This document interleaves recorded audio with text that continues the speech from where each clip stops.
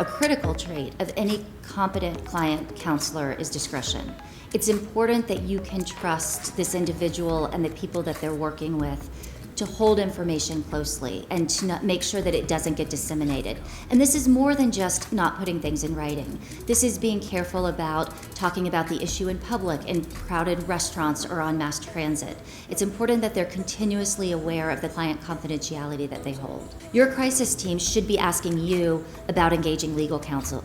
If they don't, you should be testing them to see how comfortable they are working with counsel. It's really important that your communications team be comfortable working alongside legal and not against or in an antagonistic fashion with legal, because otherwise it's just going to take everyone a lot of time and money to work through that. We think it's important that you ask your crisis agency about their relevant experience. Even if they can't speak to specific clients, they should be able to speak to categories. They should be able to speak to types of experience like litigation or Department of Justice investigations or weather events. So they ought to be able to speak in generalities to the depth and breadth of the experience they have that's relevant. They also ought to be able to speak to areas in which they've made mistakes. And we think this is very important. There is no crisis situation that's perfect. There are always things we all wish had gone better. And agencies who are willing to talk about their mistakes and what they've learned from them are agencies that you can trust to bring that learning to bear for you. The person you're sitting across from in a new business meeting may not be the person who's going to touch or think about your account on a day-to-day basis.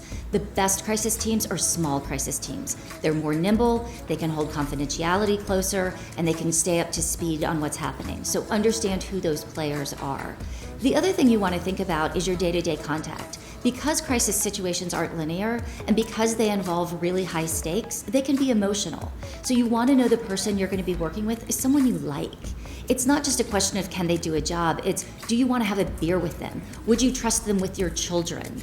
Would you welcome them into your home? Because it's very likely that all of those things may happen in the course of a crisis, but at the end of the day, you really have to trust your gut.